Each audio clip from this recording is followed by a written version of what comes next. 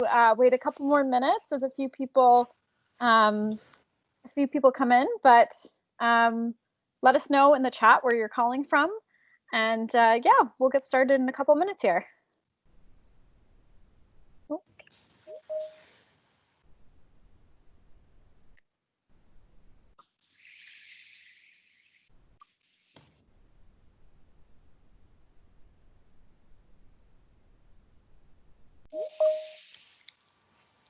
Lots of people joining now.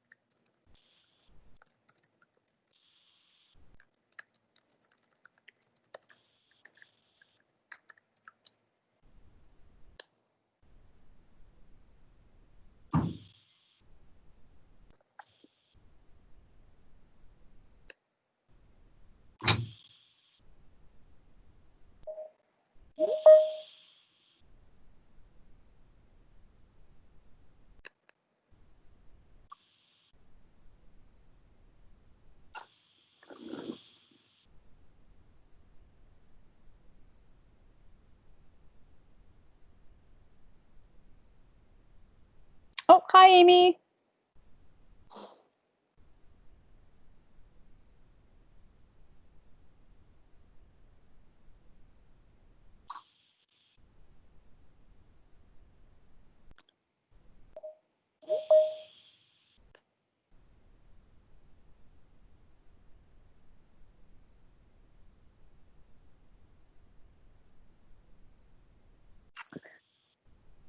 Okay, well, I think are all the presenters here? Amy, Jen, and Jen, our two Jens and Amy. I think so.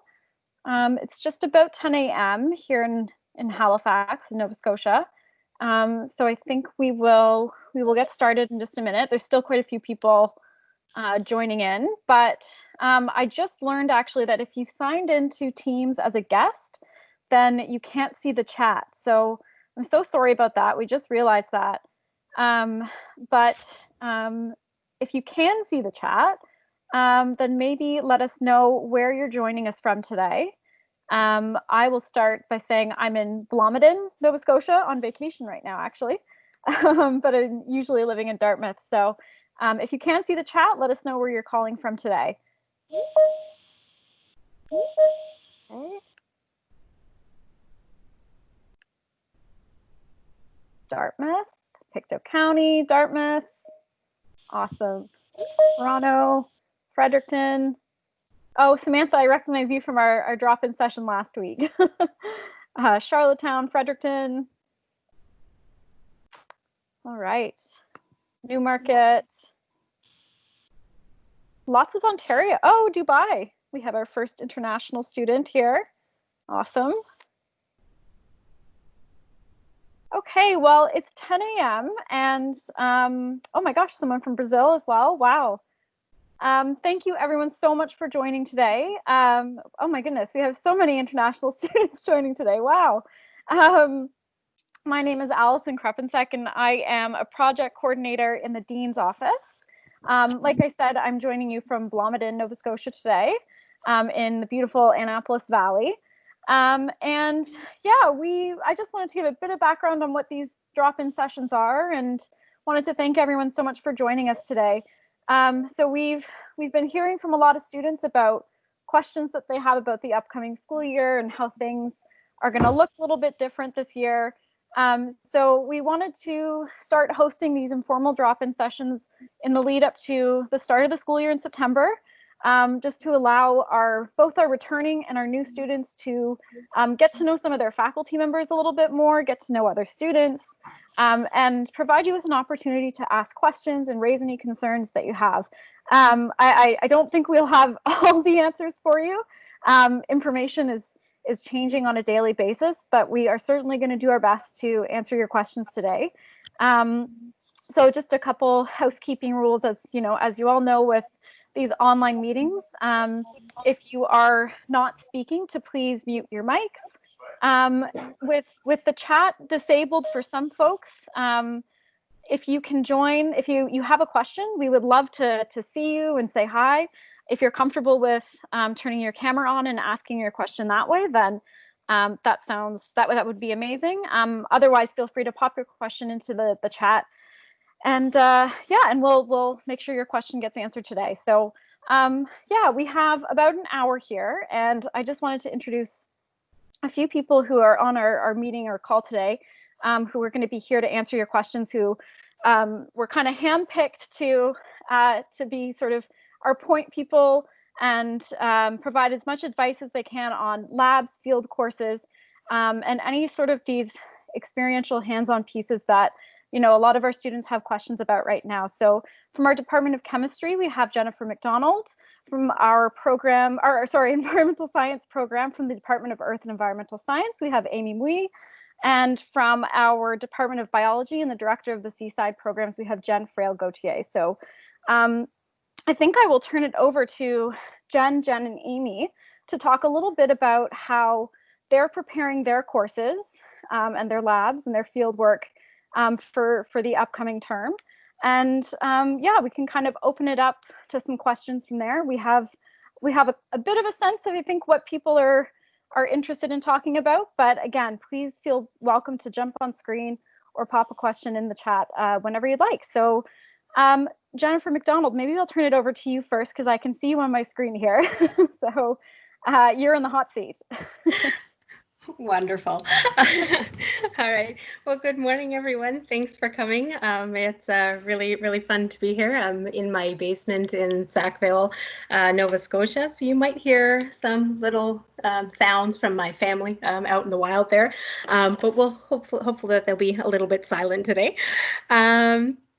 So I teach the chemistry laboratory program, and so with first year chemistry, we generally have a large lab program. However, we're online this year, but that's not to worry.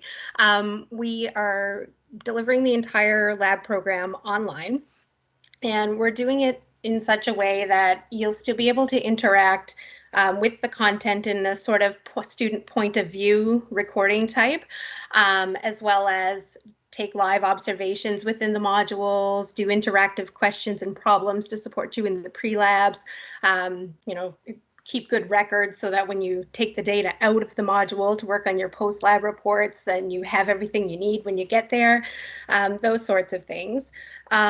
No assessments have been compromised by moving to the online environment. So we are still doing all of the same types of assessments and skills that you would be normally doing in person.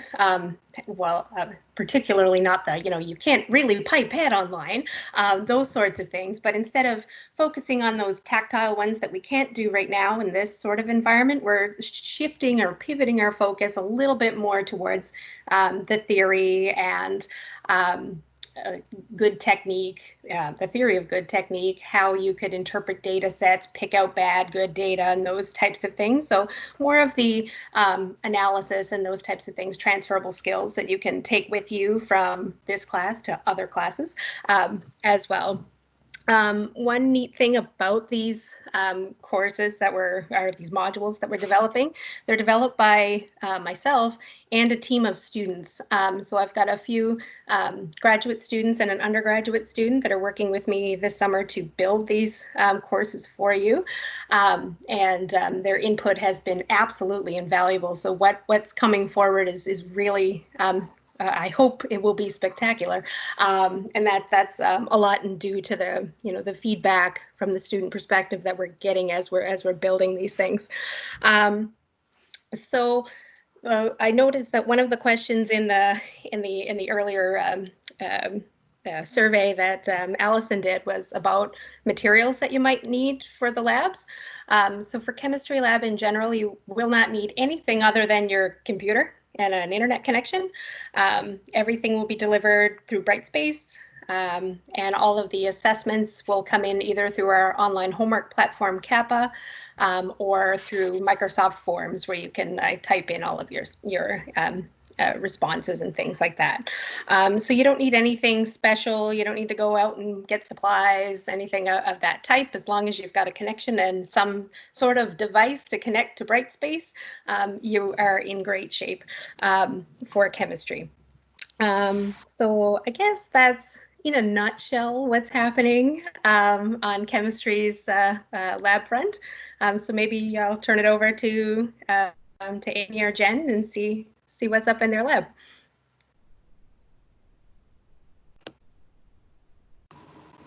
Awesome, thanks. I'll call you Chemistry Jen. Jen, how's that sound? You can be Chemistry Jen and I'll be Biology Jen, and then maybe that'll keep us separate. That sounds good. I'll be Jen Chem, right? Jen Chem, yeah. So my name's Jen. And the garbage truck just arrived at my apartment building. So I'm actually at the kitchen table at my apartment in Bedford, but I'm originally from Annapolis Royal. So Allison, you're close to my neck of the woods there on your vacation.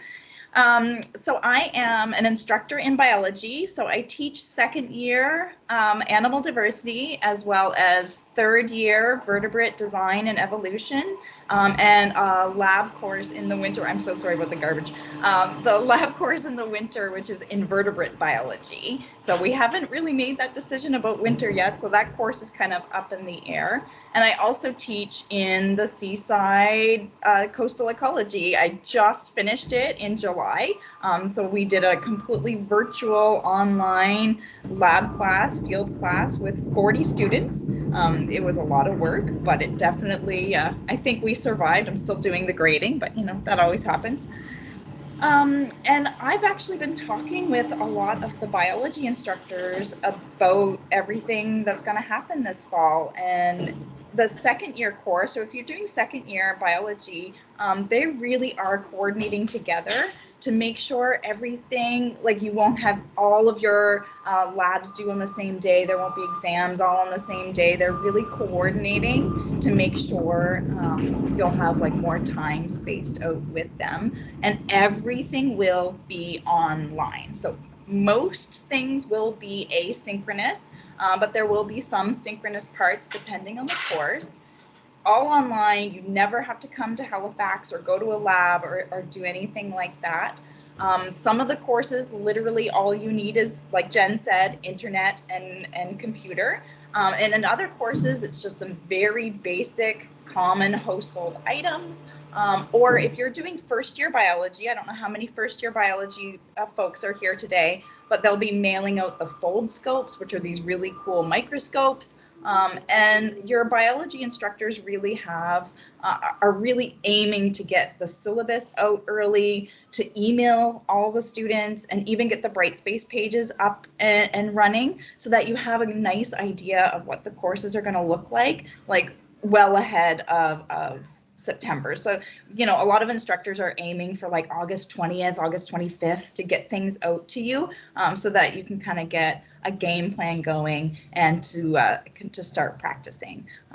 But yeah, so I coordinate the summer field program as well. So even though I teach coastal ecology and I taught an online virtual field course this summer, I also coordinate the whole program, and we had 10 different courses go this summer. So if you have any questions about field courses and experiential learning virtually, I can talk on that. And I have gotten information from pretty much every second year and first year biology instructor. So if you have some specific questions, I hopefully will be able to at least partly address them.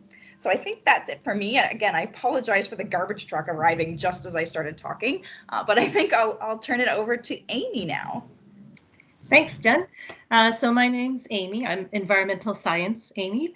I teach for the fall term 2 very different courses. One is a informatics data-based course, so it uses computer labs, and then the other one is a field-based course that typically we go out into the field and we do lots of things that are hand-on. So I can tell you briefly how I've transitioned those, but I'll try to speak more generally to any of you that are taking field-based or computer-based courses. So on the computer side, the course I teach is environmental informatics. We used a lot of data, we use a lot of software programs, and our labs are all in a computer lab. So what I've done is all of the lectures are pre-recorded into smaller chunks, so it's a little bit more digestible for you at home. So you watch those, and then when we have our lab session, what I have is a walkthrough of the different pieces of the lab that you can watch as a video, and then everyone gets together synchronously. So we get together at a meetup time, and we basically help troubleshoot all of your problems. So there isn't this idea that you're left to watch a video and just do everything on your own.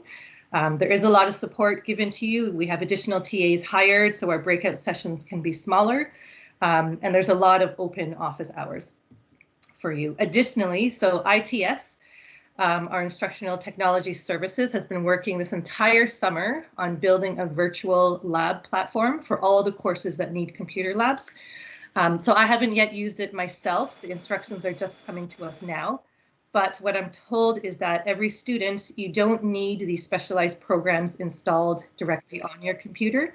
All you need is a stable, reliable internet connection, and you can tunnel in your computer through to the virtual lab and still keep all of your files that you need locally on your own hard drive. So if any of you were part of this in the winter term, using the remote connection, it was a little different because you sort of had to push your data to the cloud, download it onto the remote computer, and then manipulate it there and then bring it back. The virtual lab, you don't need to do that, so it should go a lot smoother. And on the field component side, speaking more broadly for our department, I know a lot of our courses in earth and environmental sciences, we have been creating really neat visualizations for you. So for example, in Sue Gass's coral class, they've been taking 3D image, creating 3D models of corals so that you can view them from different angles. It's almost as if you have them in your hand. Other courses are mailing samples to all of the students. So you'll have samples of rocks or different geological features that you need to look at. In my course, all you need is a pair of binoculars and a willingness to go outside. So even though the field course is online, you're still asked to go outside weekly to conduct smaller weekly exercises that we help support you through.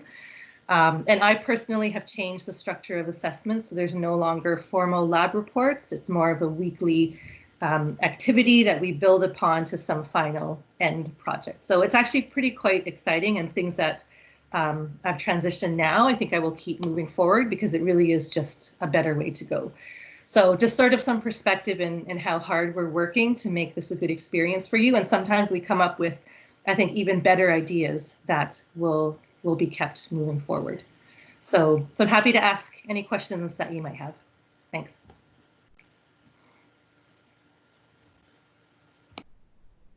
I think we do have a question in the chat. So Amelia is asking whether they mail samples internationally for those labs. So I can't speak for all departments, but I know for ours, yeah, definitely they will. Wherever you are, they will mail those samples to you. And Amy, I can add to that as well. I know, oh, I shut my camera off again. For Jen Van Domelen, they're mailing like all 1,000 Foldscopes, so they'll also go internationally. But the Foldscope lab, the lab that uses this piece of equipment that will be mailed to you, is actually one of the last labs that you have to do. So therefore, if there are delays in customs and mailing, you don't have to worry. You won't be missing this equipment because it'll be closer to the end of the semester.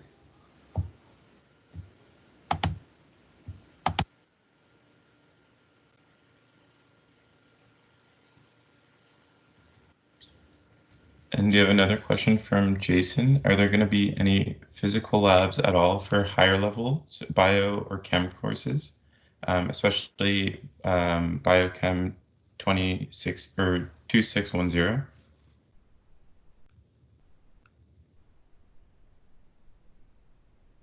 I don't know if Jen or Amy might be able to answer. Janet, that question might be for you. Yeah, I know, like, nothing will be physical in person this fall at all. It doesn't matter what year you're in. I think if you're in a professional program like occupational therapy or dentistry, they do have modified, like, in-person things. But I believe for our science classes for the fall, everything is going to be online and virtual. Whether those courses do simulations or like Amy, you go out and do things on your own. You'll have to, I think the best way is to email the instructors for the course. And I know for biology, instructors are starting to get a lot of emails and they're reassuring, like, we'll get this information out to you as soon as possible, but don't worry, nothing is going to be physically in person, so you don't have to worry about that stress of half online and half in person for these classes. And Jen, I don't know if you have anything to add there. Yeah, from chemistry's perspective, I know for the fall term, much like you've heard from the others, everything is going to be completely online for even the upper level classes. The only, I suppose, exception would be folks that are engaging in an honors project. They probably will have some access to research spaces and things to complete any research that they might be doing in those types of courses. Of course, under very, all of the guidelines being followed. To ensure everybody's safe. As for winter term, I know for certain first years online all year, but the upper levels, that hasn't been decided yet. I mean, ideally there would be some way that they could be in person, but they haven't arrived at a decision because it's quite challenging to figure out how the spacing would work and how to make sure that everybody's safe in that environment.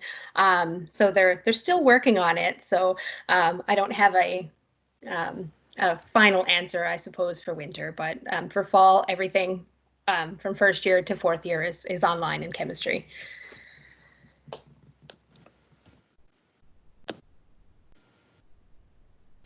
And so I guess to address Jess Girgat's question, I'm not sure if any of you could, I guess, elaborate or comment on that from ChemGen's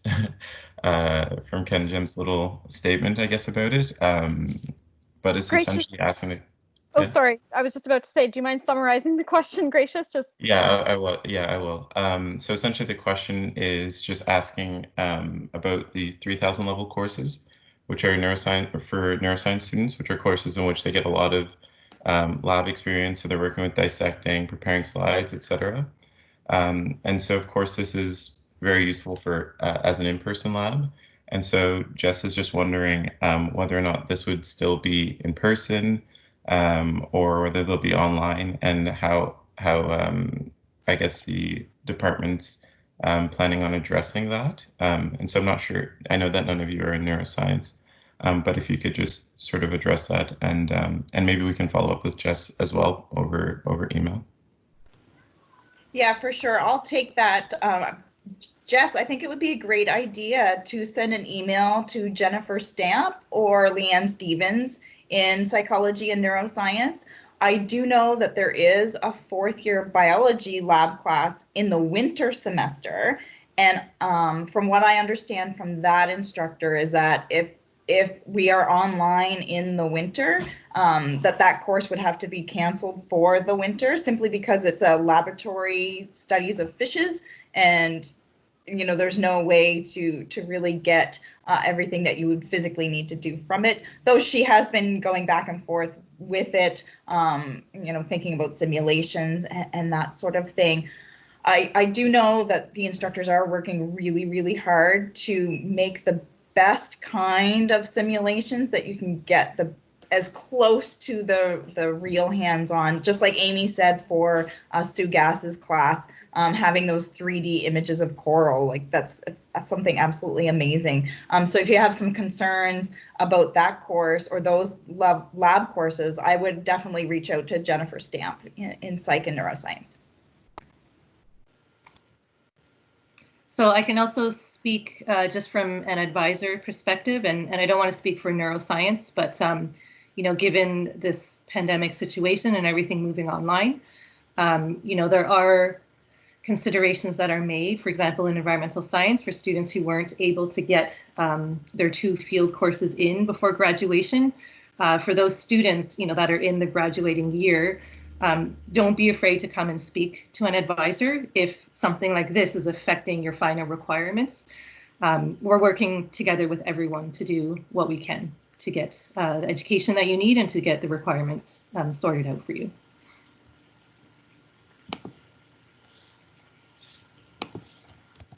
Thank you very much for the question, Jess. I can actually reach out to Jen Stamp and Dr. Stevens and have them send a response to you for that question, just more specific to your courses and whatnot. But thank you very much for the questions.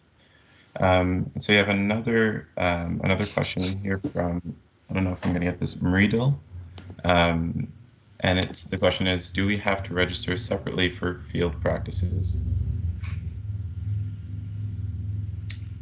I wouldn't believe so. If a field practice is part of a course, there shouldn't be any separate registration. And another one for, I think this would be more for Amy. Victoria asked, do we need to go outside to attend some activities for the lab weekly? Yeah, so I answered that one in the chat, but I can say as well for the group. Yeah, so I've spoken at length with our Dean of Student Affairs. So if students, if courses require students to go outside, or if part of the assessment activity is to go outside, instructors will be working with individuals to see, for example, where in the world you are. Do you have safe access to outdoor spaces to do what you need to do? And so we sort of, you know, the perspective is to have an idea of what we would like students to do, and then work one-on-one with those who it just doesn't fit well with. So it is really nice. It's sort of a, you know, customized experience for a lot of students, depending on, you know, if you're in a heavily urbanized area or if you live out in a rural landscape. So your instructors will work with you on that. So when you read the syllabus, and if something doesn't fit your circumstance, just please email the instructor right away, and they should be prepared for that. Perfect. Thank you, Amy. We also have another great question from Danielle. So she or they are asking, should we keep a physical lab book in first-year courses? Jens, I think that one's more for you. Yeah. One of the Jens. Yeah, I can jump in for a bit. So in first year lab for chemistry, I would recommend keeping a secondary copy of your data and your grade sheets. So something that's offline, just in the event that something should happen to your computer or your connection drops or those sorts of things. So just as more of a reassurance for you to have as a backup in the event that a technology decides it's going to fail at the most inopportune time. But for the most part, like we're not going to be we won't be grading physical lab data books or accepting like the raw data sheets like we would normally do in person, but highly recommend keeping a secondary record, whether it be you know, you've taken a screenshot or you've written it down or you've printed it out on your computer, something of that type, just so that you know you have a backup in the event of a problem. That's what I would recommend, but it won't be marked, so that's okay. I'll step into that too there, Jen. I think too, from doing field courses, that having a physical hard copy is good practice. Like writing good lab books and good field books is something that you really gain over the years, and it's a really, really valuable skill. And physically drawing things as well is a really good skill. So I think it would be a good idea just to have it just for practice, so that when things go back to normal, that we, you already will have developed that skill and won't be practicing it from scratch, in third year when it's something that you could have been doing in first or second year. All right, and we have another question from Sydney. Another great question. Do you have any clue about biology co-op and how it will change? So that'd be for Jen. Yeah, and I believe, if Caitlin, Jocelyn, there is a co-op session, correct? That's happening? Yes, that's right. Okay. Yeah, perfect. I'll send all the details in the chat so you guys can all register that are online here. Absolutely. We'll go into a lot more detail over the next 2 weeks. Yes. Thank you for that. Thanks, Jen. And then another question from Berna. So Berna is a third-year chemistry student, and in Dal Online, it seems that labs are going to be synchronous. So is that an exception for upper-level labs? I would say that depends on which upper level lab it is. Something like I know, like the analytical lab, where it's an actual lab course, the whole thing start to finish. They are holding some synchronous sessions, so there will be a lot of asynchronous work, of course, but there will be some times during the week where you will be able to come in and meet with a small group of students, like your team, like you would normally in the lab, as well as have the TAs there with you, working through problems and those sorts of things. So in the times that I think the upper year classes in chemistry lab have on the timetable, those are pockets of time when you may be interacting with TAs or your group members in those types of formats. So not necessarily I don't know if you'll be using every one of those time blocks all the time, but that's what they would potentially be using those time blocks for, guiding you through experiments potentially. So I would recommend reaching out to the instructor for that lab just to kind of get a feel, because I know they are all doing things a little bit differently, just to make sure that it fits right with the end of their course and you get the best possible experience you can in the online environment. Hope that helps, Berna. Thanks, Jen. And we have another question from Valeria. So Valeria was registered in a small lab course, and it was canceled without notice. So Valeria is wondering if that's something that has the potential to continue to happen. Yeah, so I guess it's more of a general question. I think it really depends on the department. Like, this will be very department specific. So I don't know what department you were in that the lab was canceled. I know we work really hard to try not to cancel a course after students are registered for it. But we hope that kind of stuff won't keep happening. I can't speak for all departments, of course, or all courses. I don't know if Amy or Jen has anything to say about those. Yeah, no, I would just echo the same thing. I think if hopefully that course wasn't just canceled now, because any of those I think that had to be canceled if we didn't have enough resources to run them would have been done as early as possible. And I know in the past, even from just making a simple schedule change to a course that was already on the timetable, the registrar's office team goes to a lot of work to look up all the students, see how it will affect them. Typically, we try to contact those students registered as well. So just so you're aware, it's not like just a callous cancel this course and not think about the effect on the students. We do look into that quite a bit. So I don't know your exact context, but yeah, I would hope at this point no more courses should be canceled. Perfect. Thank you very much. And thanks for the question, Valeria. If you would like, you could also mention what department you're in or what course it was, or what course I guess it was, and then we can hopefully check with the department and see. But I think Amy and Jen covered that fairly well, so thank you. So another question from Mayank, and I'm not sure which of the three of you can address it, but the question is just wondering how first year biology and neuroscience labs are going to look.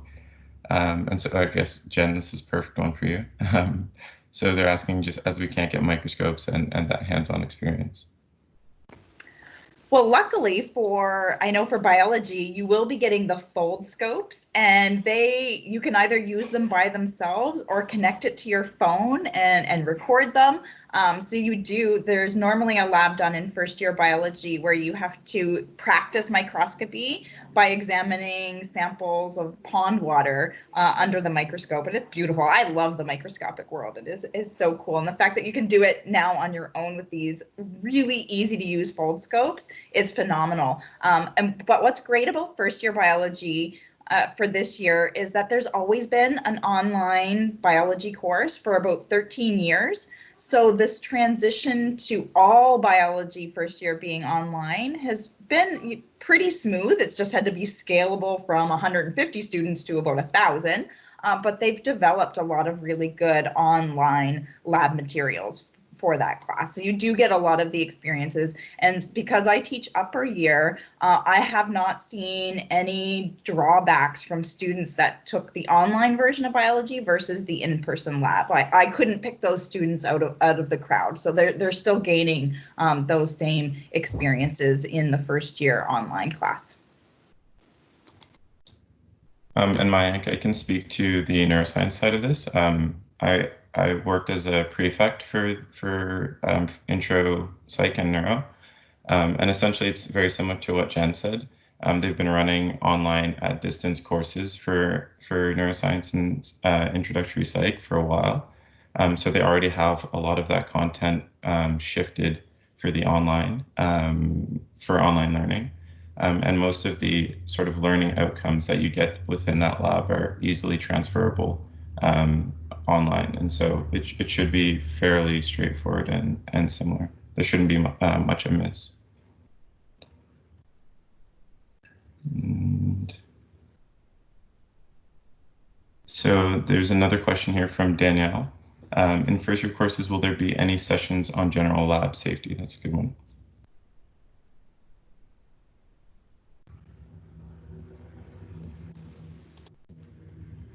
Can Jen? Yeah, I'll jump in. Yes, the answer is yes for chemistry. Even though we are moving totally online, we still think that it's important for you to see the lab space and kind of experience the same safety quizzes and interactions that you would have normally done if you were in person, in the event that you're in a lab in the winter term. So we will be running the safety module that runs by the department. So you'll be able to go through general safety content for chemistry, and then there'll be a quiz on that. It's worth a small percentage of your grade, so you can get some points by just working through some safety content. In addition to the departmental safety module, new this year is a 360-degree tour of the first year lab space. So you can kind of go in and walk your way through the lab map and see from each point around the lab map. You can spin around, take a look, see what the safety features are, take notes and those sorts of things. And there's a couple modes to go through that. You can either do it 360, or we have more of a low tech version that doesn't put you in that 360 spin around type space, in case that's just not for you. Sometimes it's not for everyone. So there is some modes and options of how you interact with that content as well, but absolutely we will be covering the same general safety content that we would have covered in first year if you were on site. Hope that helps. All right, and we have another question from Jason. So Jason's wondering, how would you go about ensuring fairness of examinations in an online setting? That's a general. Anybody who wants to take a stab at that? Amy? It's funny, Jen, you're pointing up because on my screen and I'm at the bottom. Yeah. Yes, I can speak generally to that because I've been on to a lot of workshops on that topic. And there's many strategies out there. So a common one is to, for an assessment that's online, you open it up for a fixed period of time. So anywhere from a couple hours to 24 to 48 hours. And something that the platforms we use are very good at is creating pools of questions that you can categorize as to their difficulty level and the topic that they cover. And then so random questions are drawn from those pools. So, in essence, you might have a question that's different from, say, a friend of yours. So there are many strategies out there, and it does take a little bit of shifting. So you might notice that your assessments might look a little bit different. But, we all, part of, going through this is all of us learning to be adaptable and flexible. And sorry, my bird made it through my office door, even though I closed it. So she's flying across the screen. Yeah, so there are strategies out there, but, you could expect that some assessments might look a little bit different this term. But we're still following, strong pedagogical guidelines on how to achieve all of our learning outcomes. And that's something we would all be thinking about. I don't know, Jens, if you have anything to add to that. I guess I can go a little bit. I know, Jen, you and Angela did a lot of big class assessment stuff. But I can speak, I guess, to, oh, cute birdie. I can speak to upper year courses a little bit. I know for second year animal diversity, the course I do the lectures for, Lara, who's the lab instructor, and I are working very closely on creating modules so that the lab and the lectures flow together well. There'll be low stakes tests, and they won't be the memorizing style, multiple choice tests that they usually are for second year. They'll be case studies and what ifs, and where you have to really bring in your own individual thinking to come to it. And I know that's what I did for my third year courses too. So when we switched to online in the winter, my final exam for invertebrate biology was very individual, you get something brand new. How would you interpret it? What does it mean? So it's a lot of the bigger picture questions. And I like to say, if you look at Bloom's taxonomy, if you've ever heard of that, it's very much the analyzing and the synthesizing. So taking things apart or putting them together to try to come to an answer. So that's what I've been thinking about for biology. And I know a lot of upper year biology classes had very similar style tests for that. But there can be a lot of really short, fun, bright space quizzes that are, really easily accessible. And I know for my online course this summer, I never had exams in my Seaside class anyway, but we always did pop quizzes.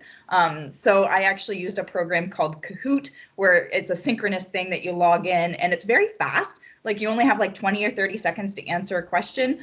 So then things like integrity and cheating were kind of addressed that way, but they were very low stakes as well. So less than 1% per.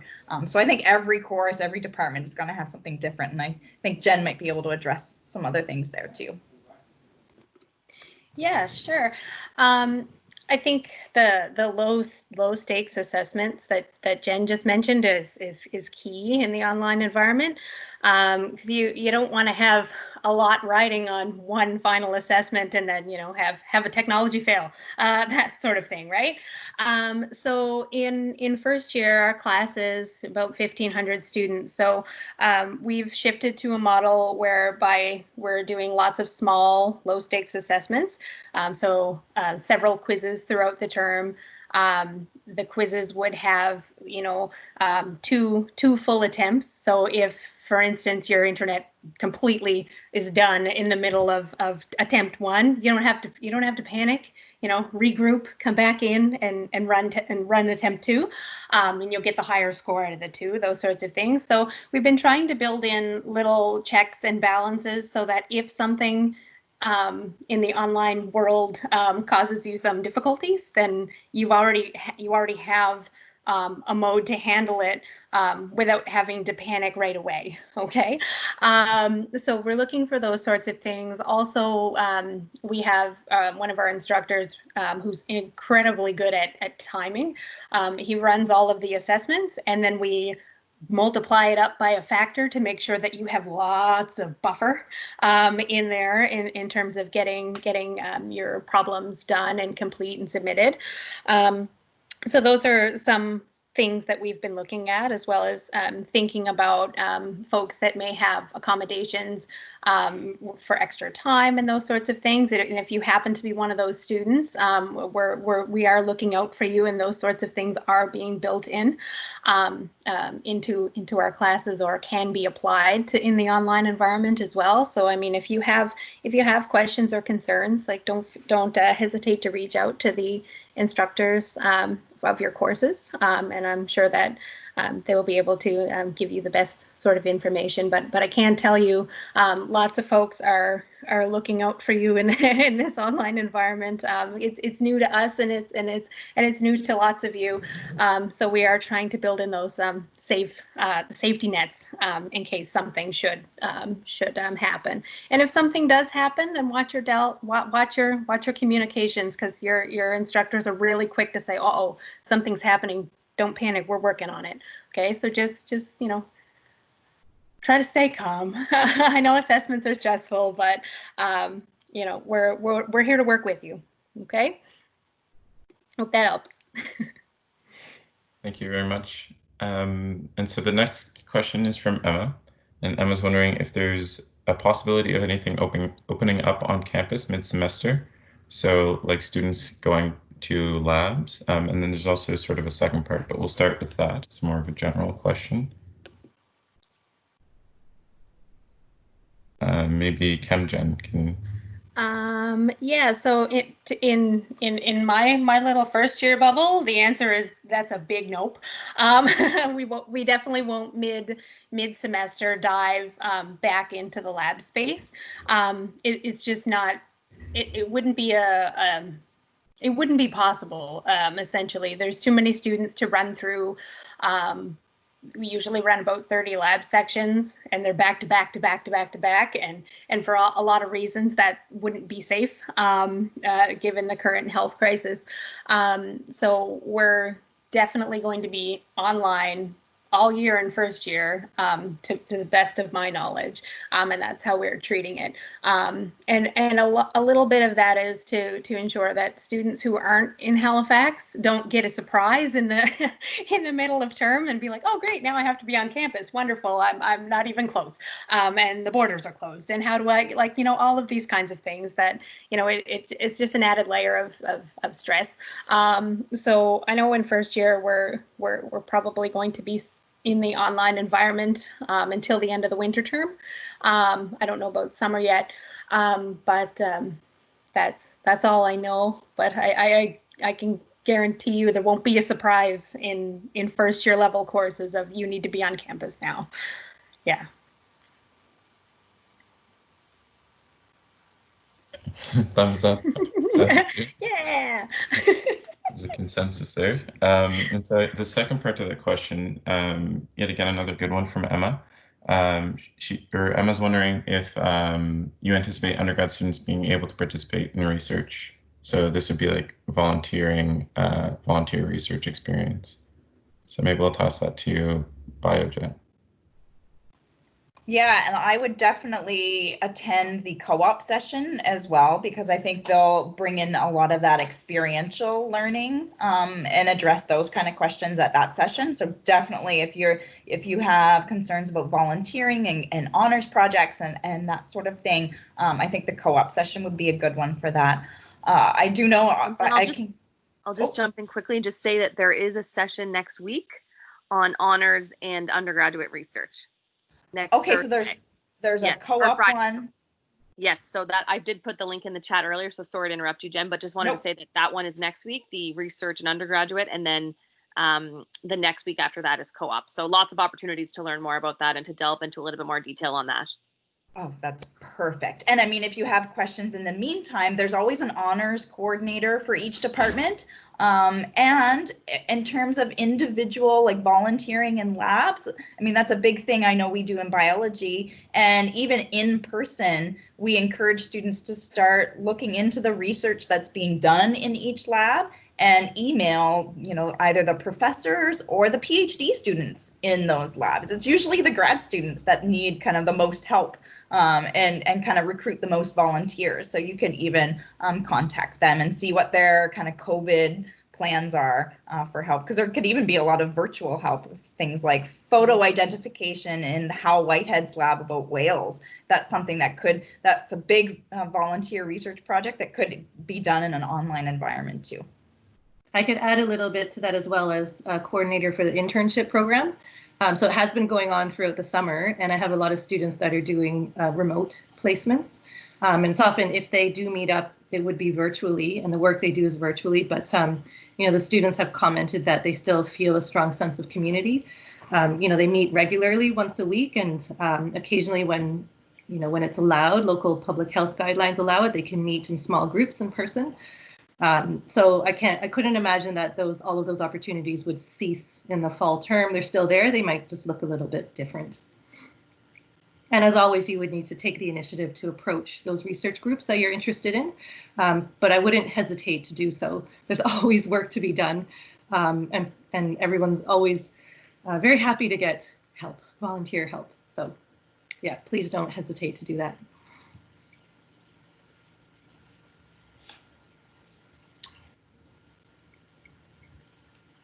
I think that's all we have for questions so far. I'm not sure if there's anything in particular that you guys would like to add, or if there are any other questions that should come in.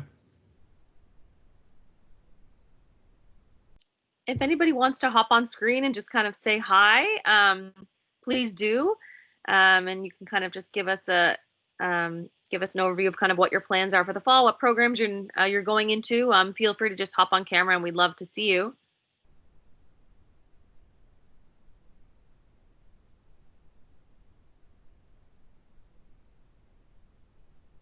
Anyone want to say hi?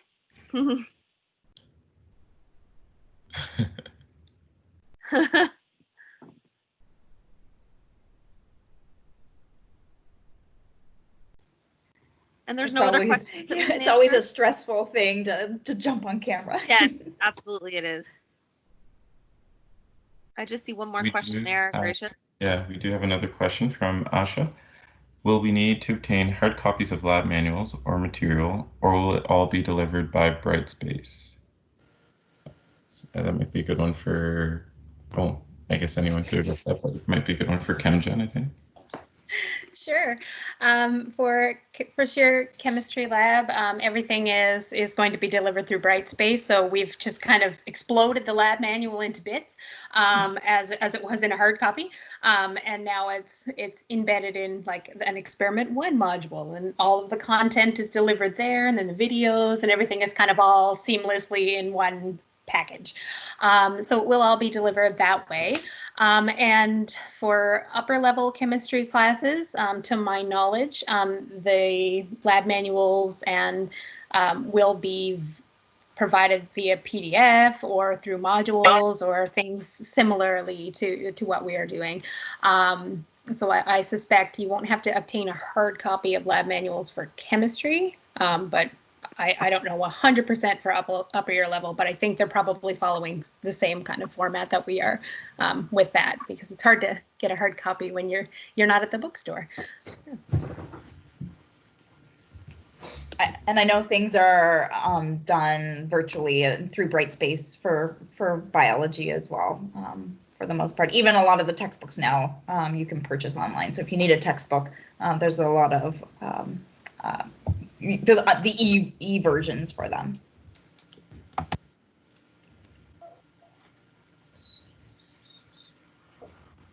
All right, and we have a last question here from Ferial.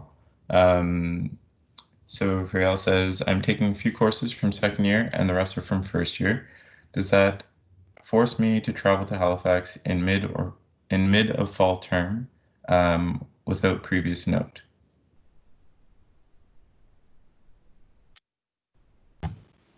Nope. You're good. Online only.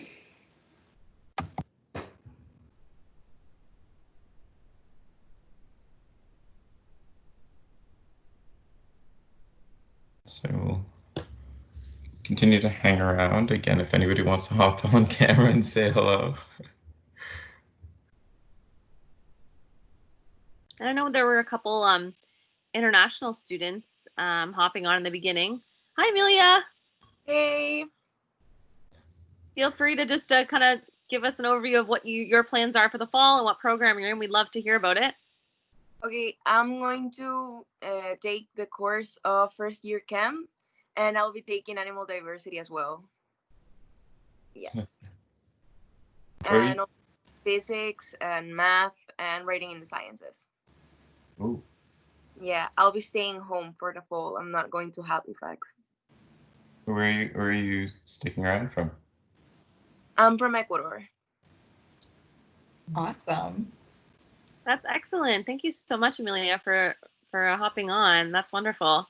And hopefully maybe in animal diversity, you'll be able to start identifying and figuring out the animal species and all those key groups in your local area. We have a big diversity here, so I'll be fine. That'll wait. That's awesome. Nice to meet you. Nice to meet you too. Thank you very much. Thanks for hopping on. Meanwhile, we do have another question. So Freya, I'll ask again, is there any news about winter term being online or in person? And so Amy, you can address this one. So, I mean, from my perspective, we have been told to hang tight. I think there's no confirmation on that right now. Jens, I'm not sure if you've heard more from your department heads, but I mean, basically we're under the same limitations as the rest of the world. We need to know what is happening at that time. So the best thing I could say is to be prepared for either. And, you know, as soon as the university knows, they will be trying to get that information out to students and hopefully to us as well, so we can prepare for whatever winter term looks like.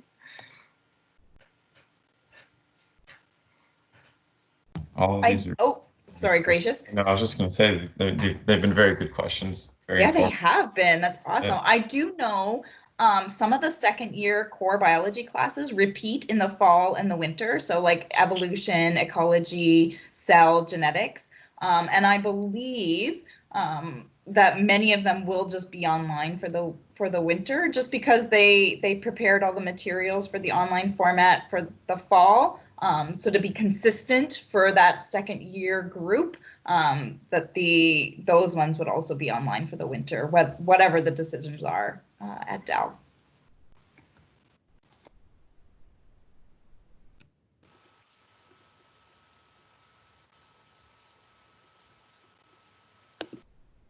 We do have a couple minutes. Anyone else want to hop on and say hi?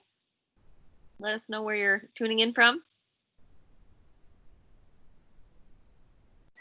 Hi, I'm Samantha. Hi, Samantha. How are you doing? I'm great. How are you? Good, thanks. Where are you tuning in from? I'm here in Fredericton. Excellent. And what are your plans for the fall? What program are you in? I'm in science, and I'm taking both chemistry and biology. I'm not taking physics for this fall. But yeah. I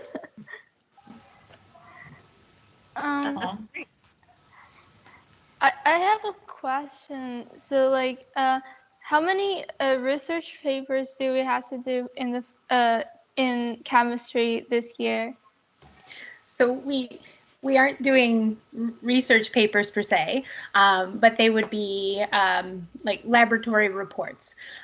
So they're more of so they're more of because you're learning laboratory reporting, and that's one of the outcomes of the course. They're more of scaffolded sets of questions, and it kind of shows you the format of the report, and you can fill in bits and upload images of your sketches of your molecules or things that you might have drawn on paper and those sorts of things. So they're like guided, scaffolded laboratory reports. So we're not going to just throw you in and say, okay, now write me 7 research papers in your first year in lab. That wouldn't be a lot of fun. Probably really stressful. So we're going to work through the process and kind of help you learn the basics of the report structure and scaffold the process for you. Okay. Okay. We'll guide you through. You're not alone. Yeah. You're welcome. Thanks, Samantha. Thank you.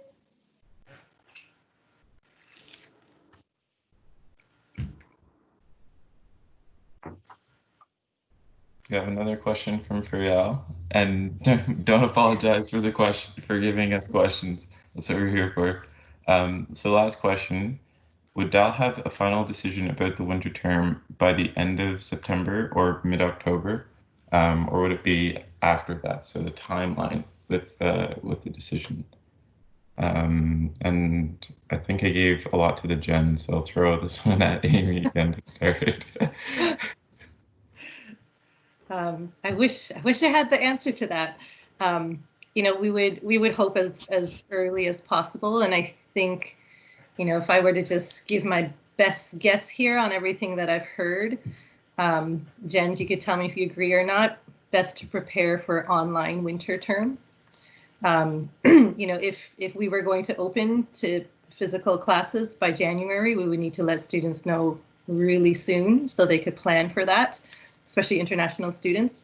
And I don't know that the university or even public health would have that information that early. So this would be my educated guess. Please don't quote me on that, but that's the general sense that I get. And I think honestly, as soon as we hear anything, we'll definitely inform all of our students. I think, you know, we're all waiting for those decisions to be made as well, and we will be sure to share any information that we have as soon as we do, for sure. Mm-hmm. So thank you for your patience on that.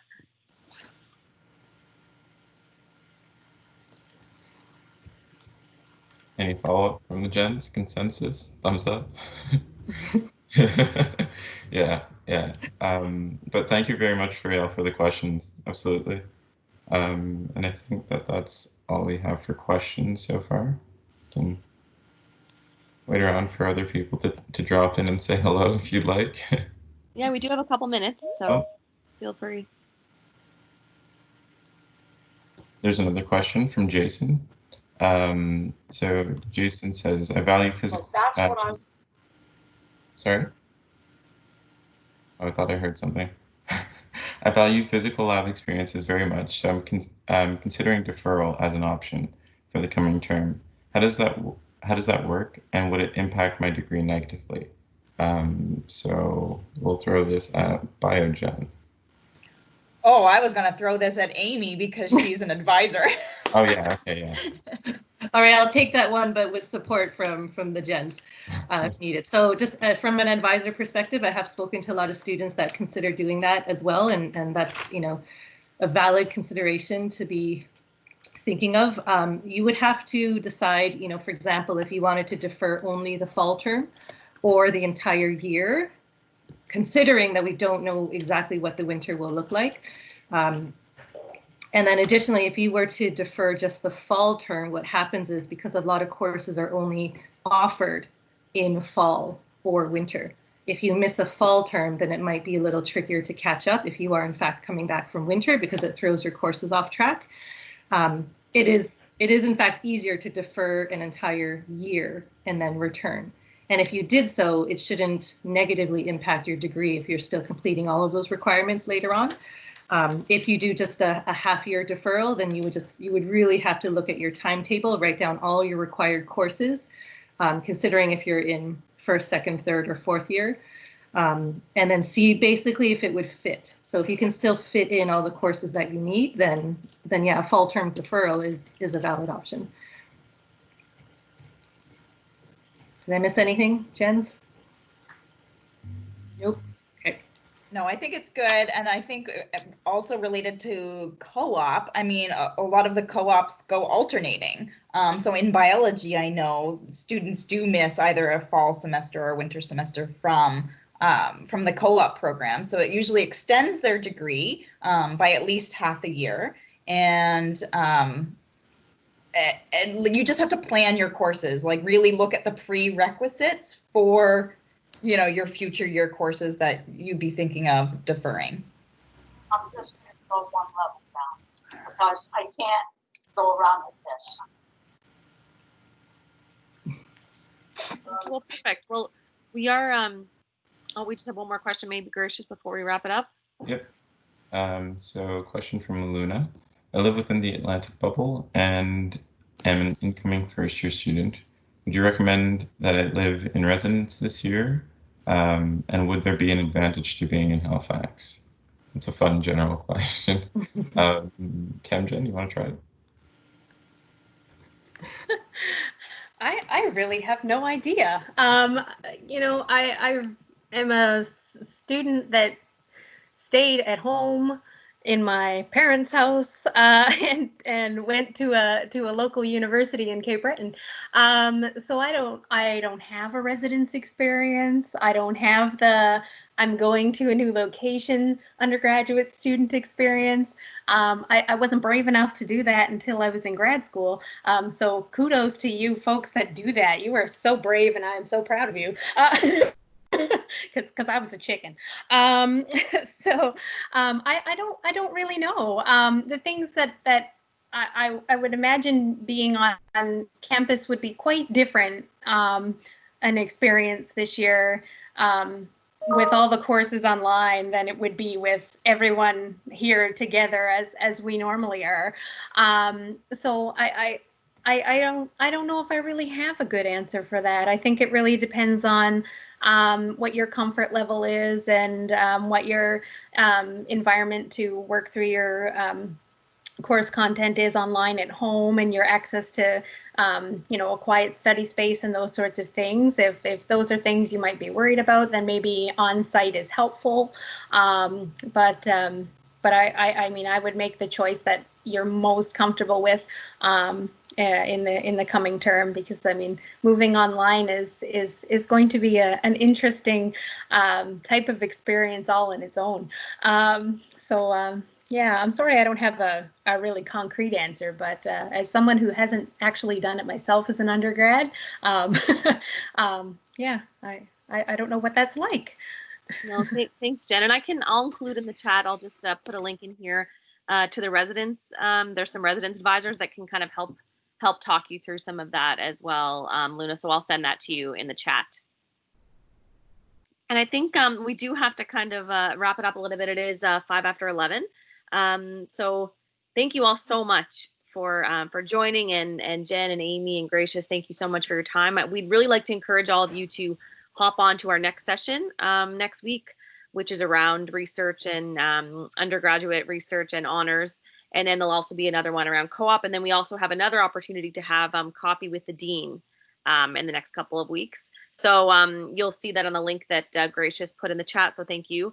And just so you know, this session is also recorded, so we will be uploading this. So if you want to, you know, read back on some of the questions and some of the answers, you can absolutely do that, and you can share this with some of your peers and all of that. So thank you so much for your time, everyone, and hopefully we'll see you guys next week.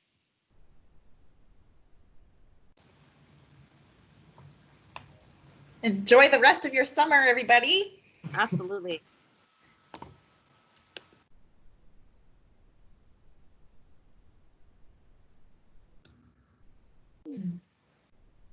Thanks for coming, everybody.